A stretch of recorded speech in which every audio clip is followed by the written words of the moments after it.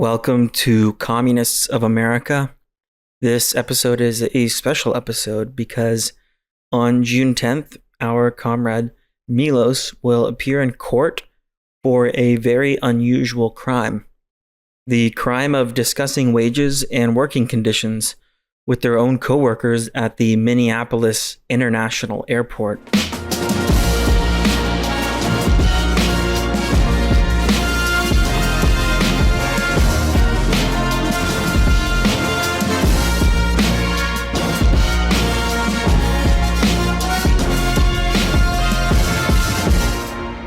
The official charge is a misdemeanor charge of constitutionally protected speech in an undesignated area. Milos could see 90 days behind bars, basically all for distributing leaflets containing economic data that was actually published on the airport's public website. Now, today we're going to hear from Milos how this all came about.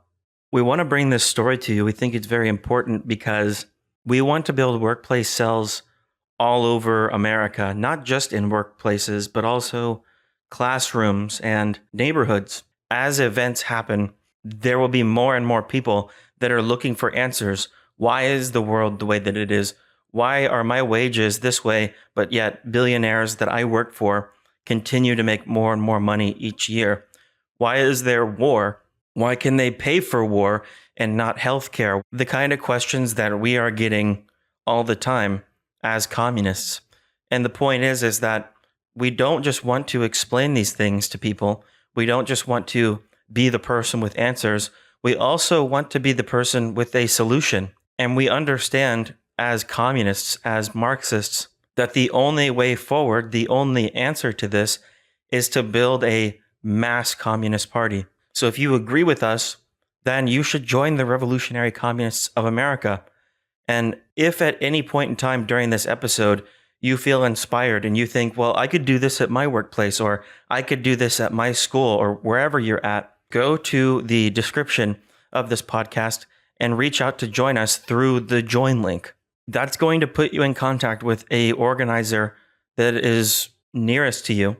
We are building a party of class fighters, people that are conscious that capitalism cannot be reformed, that there must be a complete system change to a better system that is based off of human need instead of the profit motive. That is the party that Milos joined and started to have conversations with the person that recruited them. In these conversations, Milos read Marx's Wage, Labor, and Capital. We were talking about necessary labor time and surplus labor time.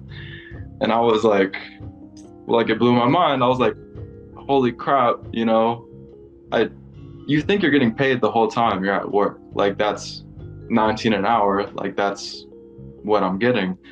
But the way that Marx broke it down, it obviously makes so much sense. And I was wondering if I could figure out how much surplus labor time I'm working versus necessary labor time. And I was like, I work at the airport. I'm sure they release some type of economic data on what's going on in the airport. And it just literally took one internet search. I was just like, economic data of MSP airport. And they released it themselves. And I was like, okay, this is perfect. And I saw clear as day, amount paid in wages, 1.3 billion. GDP produced 3.9 billion. I'm like, there it is. They served it up on a platter for me. I was like, I have to use this now. This is it's the easiest leaflet that I could make right now. And that's why we say, without revolutionary theory, there can be no revolutionary movement. Just like Lenin said, we understand that theory is the granite foundation of all of our work. But it's not just theory. It's actually, how does that theory translate into practice? And that's exactly what Milos did. That's exactly what our party wants to do. I was actually at work at my job that day when I was plugging in those numbers, and I was like, okay, I'm gonna try to make a leaflet out of this, right here, right now. So I had my notebook, I tore out a page, I told comrades about it, and we kind of workshopped it a little bit, and then when I went to work the next day, that was when I actually created this rough draft. Yeah, after I created it, I like walked up to one of my coworkers that I was working with that day. He was a cook, and I'm a barista. And I asked him, like, would you ever work for free? Obviously, he's like, no. Like, I would never work for free. And I was like, well, you already are. And then I handed him this, and then he looked through it. He was like, jaw dropping, like, oh my God, this is crazy. And I was like, so this all makes sense to you? Like, there's no hiccups, like this is very clear, concise. And he was like, yeah, like this makes sense. And I was like, okay, cool. During that whole week, I was like making it every day. I would show up to work. He'd be like, you got the leaflets? Like, you got the leaflets now? Like, he was like excited to have them in his hand and for us to get like started on distributing them. And every day I'd be like, no, but we're almost there. Like, we're gonna get them to you, I promise. So it was pretty awesome to see like how excited my coworkers were for to actually like do something about like what's going on in the airport to like actually like fight back. When I finally got the leaflets, he was so excited. I gave him like a stack of 10. He has two jobs in the airport. He works from 4 a.m. to 9 p.m. Like that's his normal shift. Yeah, he was giving them out to like other people at this other job that he works like down the way. Milos didn't stop there with just that coworker. There is also a communist cell that developed at this airport already, but they went around to a bunch of other people that they had met over the years that they had worked at the airport, and they were happy to help Milos distribute these leaflets. It became so effective that Milos could not find a person that didn't see the leaflet or hadn't had one in their hands when Milos approached them. There were other times too when workers would get a leaflet and they didn't come from me or any of my distributors. Like the workers themselves were giving them to each other after I had given some out. Like there were parts of the airport where I was visiting them for the first time and there wasn't any distributors in those parts of the airport. And I would try to hand one off, and the worker that I would try to hand it off to would be like, no, I already got this from this other person that works at this company. I've already seen it. This is messed up stuff. Like they were getting passed around on their own after a while. I had workers coming up to me, not even just from my store, but like I would go out on my lunch breaks and like hand them out. I would be speed walking throughout the entire terminal, just like trying to get them as far and wide as possible. And I would have like workers coming from like multiple stores down back to my store and being like, what do we do about this? Sparking up political discussions and talking about how like they're thinking about joining the party, like stuff of that nature. The leaflets were being distributed all over the airport from baristas, baggage handlers, cooks, and even managers. I was talking to my coworker about the leaflet when it happened, and I look in front of me and my boss is standing there and he's like, hey, I need to talk to you about this. And then he pulls the leaflet out of his pocket and my heart immediately drops. I'm like, all right, I'm caught. I'm about to get fired. This is the end of me. And he says, this is a great idea. Like, I'm glad that you're doing this. I wish I had leaflets myself. And I was like, you want leaflets? He was like, yes. And I was like, okay, wait here. Then I went to the back of my restaurant, pulled out like a stack of like 10 leaflets out of my bag. And I was like, here. He was like, good. I'm going to distribute these to the workers that, are in my restaurant. And I was like, okay. And then he left. And I like talked to my coworker about it, like, oh my God, I thought I was about to get fired, but he wanted leaflets. Like he thought they were awesome. And then like a few minutes later, I had to mop the floor to like close down my shop. And the mop is in the back of his restaurant. Like the manager who just took the leaflets, it's in the back of his restaurant. So I went to the back of his restaurant to get the mop. And I just see him like distributing my leaflets and like seeing all my coworkers like read the leaflets in the back of the counter, like, what the hell just happened? Like I was shocked that like even like a manager who's getting paid $60,000-$70,000 a year, they don't consider themselves like middle class or like well off anymore just because of how expensive everything is. Like it's a leaflet like this is able to resonate with like large swaths of the working class now. What was the content of the leaflet? Why was it resonating so much with all of the workers in the airport. Milos just took the information that the airport had already released, like they mentioned, but gave the communist perspective on that. The average worker for the airport generates about $183,000 each year, but only earns about $61,000 in wages. That means that the workers there are receiving a third of the value generated by the labor. Basically, if you were to put that into working days of the year, they're working 260 days a year, and 173 of those days are essentially them working for free. Most of the time when I handed someone a leaflet, they would look at the title and be like, "Oh my God," like they would be shocked that like they're getting a leaflet with like valuable information on it. Or sometimes people would be like, "Thank you," like a very sincere thank you, like look me in my eyes. Sometimes people would shake my hand after I given them a leaflet. They would say like, "I've been reading it on my lunch break, like over and over and over again, like just like looking at this stuff." And some workers even made the connection that like the person giving out the leaflet is part of the same group that's like postering Minneapolis, that's putting stickers all over Minneapolis. One of my coworkers came back and was like, "Are you part of the group that has Karl Marx on the stickers that says, 'Are you a communist?'" And I was like, "That's us." That is us. Like, it's pretty cool. There are many workers who do understand how much they are exploited. They do understand that the companies that they work for make billions while they live check to check. But there were some workers at the airport that didn't really know the extent of that, and it was only the leaflet that opened their eyes to these facts. There were some moments where it sparked like a genuine rage. There was one instant where me and one of my distributors were waiting for the train on the train platform, and we had already like been distributing the leaflets, and a worker couldn't help but overhear us, and he started chiming in like, "What are you guys talking about?"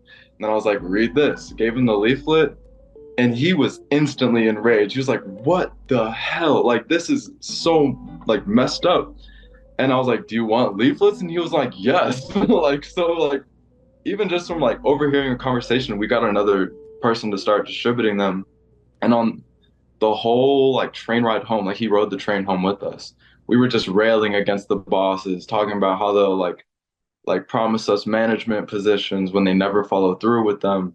We were talking about how even if we got a management position, we still wouldn't be receiving the full value of what we produce. We'd still be suffering. We were all talking about living check to check and how we live in a state of abundance. Like we live in a world of complete abundance where there's enough for everyone.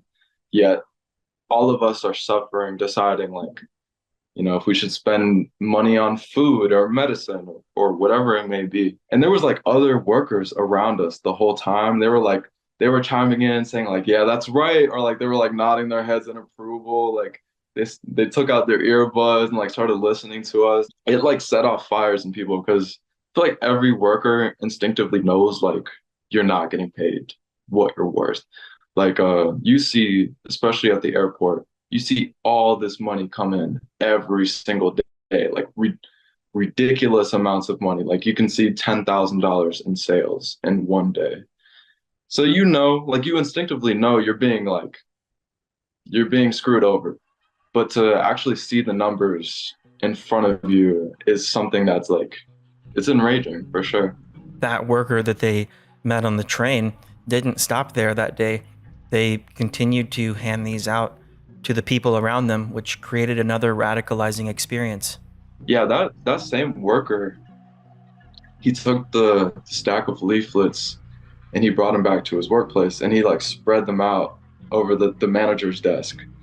And all his coworkers were taking them, and he's like friends with his manager. His manager took it and he gave it to the director of operations of the company that he works for.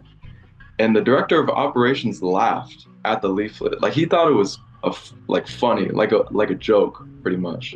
Like this leaflet talks about how we're all living check to check, how we're having to go to food banks to like feed our families and stuff like that. A couple days later, that the same worker told me about everything, and he was like livid that the director of operations of his company thought it was just like a joke. Milos' success is because of the bold methods of a revolutionary communist. But it wasn't the hammer and sickle and revolutionary phrase mongering that drew these workers to the ideas that Milos was explaining. It was actually connecting the class struggle to their lives, to their income levels.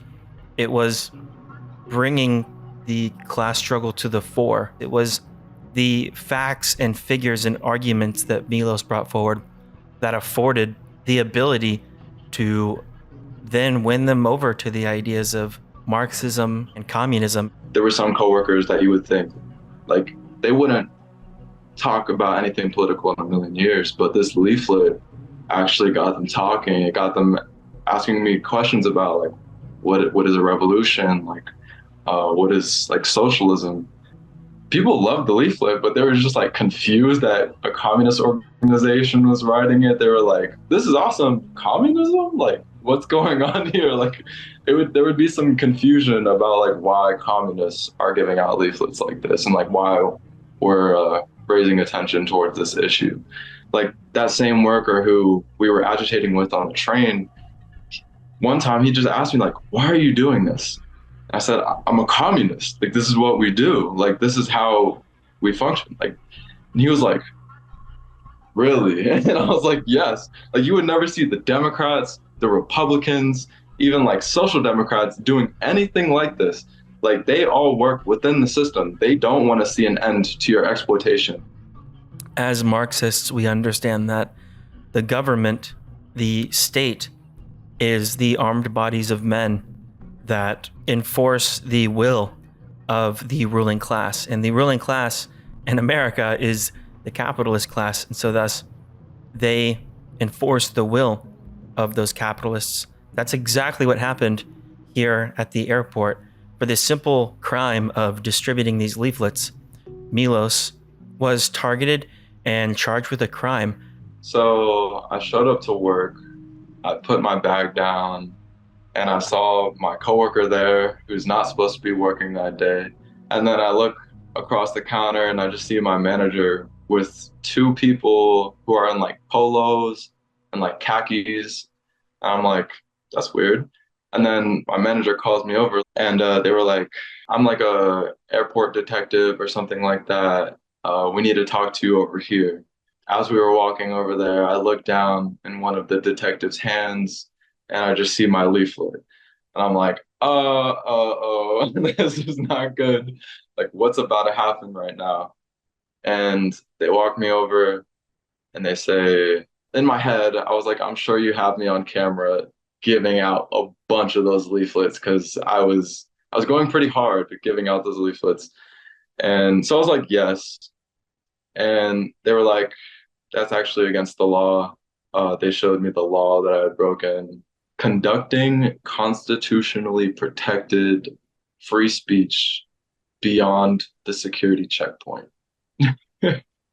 So I guess as soon as you pass the checkpoint at security, you do not have free speech anymore. Like you cannot just like give out a leaflet or say whatever you want to say. Then they gave me a citation. They said, you're being charged with a misdemeanor. You will get a court date. If you don't show up to court, there will be a warrant sent out for your arrest. They said we need to take your badge, which is what all the workers use to get past security, go to our jobs. They said my badge would be suspended for 30 days. They were like, you need to get your stuff, and we're going to walk you all the way to the security line. Both of the detectives were just like walking right behind me all the way past the security line. So all the workers that I'd worked with saw me getting walked out by like two detectives. Then my phone started blowing up from all my old coworkers, like, what's going on? Like, why are the police after you? Like, why are you getting walked out of the airport with two detectives right now? I told them I'd been charged with a misdemeanor. I got a call from my HR manager about 2 weeks later, and she was like, since you missed 3 days in a row, without calling in, we're just going to go ahead and fire you. I was like, okay, can I take this up with my union representative? And they were like, yes, you have 24 hours to schedule a union meeting and get your union representative to the airport and stuff. We got my union representative there and we met with my HR manager and the general manager. The general manager told me that the airport itself thought that my leaflet was derogatory, whatever that means. So they were not happy about it. They actually were very mad about my leaflet. I highly doubt that it was just some worker that was like, I don't like this leaflet. It definitely was someone at the top levels of the companies. The hypocrisy of getting arrested for publishing figures the airport themselves made public is very blatant. It's clear that the airport bosses are very upset by it, but they themselves published those figures. It almost certainly set off red flags to them that there were so many people that worked for the airport that agreed with the leaflet. And we can see that the bosses made an example of Milos because of that. And this has really only upset Milos's coworkers even more. Everyone thought it was extremely ridiculous. My manager, that I thought was going to fire me that one day, he went over to one of my distributors and he was talking about how messed up this is, how like mad he is at the company and at the airport. Messages from Milos's coworkers have come in support of Milos and the leaflet. One of them says all the facts and statistics in the pamphlet that was going around came from the airport website itself. We as staff at the airport restaurants are understaffed and overworked. I agree with every fact that was stated. I do not agree with the removal of the employee for utilizing their freedom of speech rights. Other coworkers have sent messages in support to Milos, such as, when taking the time to look through the pamphlet, workers agree with all of it. They are outraged by the facts. This airport makes huge sums with prices exceeding 2 to 3 times average pricing. While hungry and peerless businessmen pace through the terminal thinking about their next bite to eat, the working class is on the edge, living check by check, watching as your peers are fired left and right, working overtime to support an airport filled with poorly managed companies. Almost every worker asks me, what's next? Milos definitely left an impact. Don't think it's been silent after they were escorted out of the airport. My coworkers and I are outraged that Milos was terminated for exercising free speech. All because of a flyer? I truly believe MSP Airport does not support their workers. Rather than make things fair for their workers, they go to lengths to avoid being exposed for exploiting their workers. It's scary seeing how easily we workers can be threatened by the legal system for expressing our ideas. It's dehumanizing compared to how important they want us to treat the customers. We need change. Going into the leafletting campaign, I knew I was going to get fired. Like, that was something I had accepted, but I thought that the campaign would be a net positive anyway. I was willing to get fired to get another job, all that stuff, because you cannot give out a leaflet like that without any repercussions. So I wasn't surprised about that. I was more surprised about the state clamping down on me and actually figuring out something to charge me with. That really shocked me. When I was getting charged with the misdemeanor, the detective told me that there's a potential that I'll get jail time for it. So like I was just thinking about going to jail and like what it would be like in jail and all that other stuff. So it was a little freaky. I was a little freaked out at first, but I pretty much accepted it now. Like whatever happens, if jail or not, I'm still going to be fighting this. This is a lifelong battle. Like I have wage slave tattooed on my hand. Like this is very personal. Like, it's not unheard of that revolutionaries get charged with crimes or put in prison simply for their speech or something that they wrote. This was a fact of life for the Bolsheviks.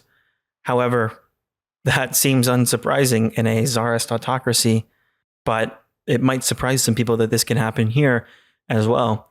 Supposedly the land of the free, the civilized world, the constitutional republic with the Bill of Rights. But at the end of the day, it is a capitalist system with a capitalist state, and the state has to protect the interests of the ruling class, the capitalist class. That's exactly what happened to Milos. They cracked down on them because of a very inconvenient truth that Milos was spreading. A comrade in Britain was arrested at a Palestine solidarity rally for holding a sign that said Intifada until victory. Same thing in Austria. Our comrades are under the microscope by the state because of their support for Palestine. They can suffer legal consequences for that as well. That is what the capitalist state will afford us as far as free speech goes. We've seen in total 3,000 arrests or more when it came to the Gaza Solidarity encampment movement. Whether it's protesting, whether it's a leaflet, or trying to organize the workers around you, they can and will take that away unless we fight for it, which is exactly why we are standing behind Milos in this time to fight this and not let this hold us back. There are comrades that are still going to build where Milos was building. We're still having comrades build in their workplace cells. We know that this will happen again. The only way that we're going to see a world in which that's not possible anymore is to fight through this together in an organized way. Without a party for the working class, it's like having a knife without a blade. You're not going to be able to do anything. We are going to find out what happens with Milos on the 10th. If you're able to support the RCA, build the fighting fund that exists so that we can continue campaigns and help our comrades fight all of the repression that they run into. The donation link will be in the description. And also happening starting on the 10th is the World School of Communism. If you haven't signed up for that, the link will also be in the description. But the most important thing is to get started today. If you are a communist, you need to get organized with the RCA. Find those people around you which are in the communist generation, which grows every single day. Any genuine communist should come to our Congress that's going to happen at the end of July. You don't want to miss this. Be a part of the democratic process of building the organization, which is going to build more and more of these cells in workplaces, in schools, neighborhoods, anywhere where we can build